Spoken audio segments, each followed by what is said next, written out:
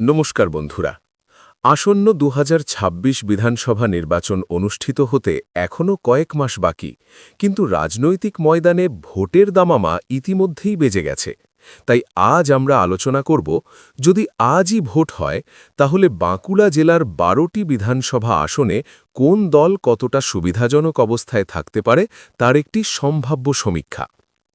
প্রথমে একটু পেছনে ফিরে দেখি। ২০২১ সালের বিধানসভা নির্বাচনে এই জেলায় বড় লড়াই দেখা যায়। সেখানে ভারতীয় জনতা পার্টি ৮টি আসনে জয়লাভ করে এবং তৃণমূল কংগ্রেস 4টি আসন দখল করে। উল্লেখযোগ্য বিষয়, তৃণমূল যে 4টি আসন জিতেছিল সেখানে জয়ের ব্যবধান ছিল খুবই কম, মাত্র কয়েক হাজার ভোট। এবার চলুন ২০২৬-এর সম্ভাব্য সমীকরণ আসন ভিত্তিকভাবে দেখে নেওয়া যাক। রানীবাঁধ ২০২১ সালে তৃণমূল জয়লাভ করে। বর্তমান সংগঠন ও ভোট সমীকরণ বিচার করলে আসনটি তৃণমূল ধরে রাখতে পারে।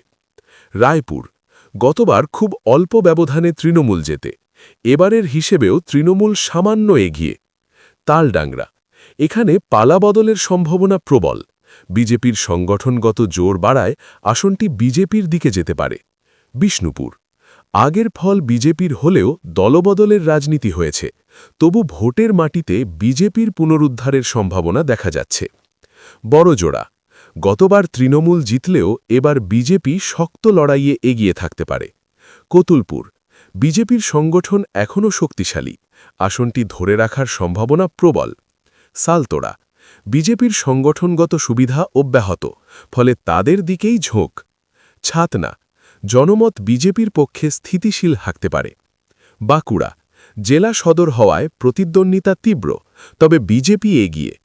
ওন্দা বিজেপির ভোট ব্যাংক সুসংহত, ধরে রাখার সম্ভাবনা বেশি। ইন্দাস বিজেপির সংগঠনগত সুবিধা বজায়। সোনামুখী গতবারের ধারা অনুযায়ী বিজেপি এগিয়ে থাকতে পারে। সব মিলিয়ে সম্ভাব্য চিত্র দাঁড়াচ্ছে তৃণমূল কংগ্রেস 2টি আসন, বিজেপি 10টি আসন, বাম কংগ্রেস জোট সম্ভাব্য 0।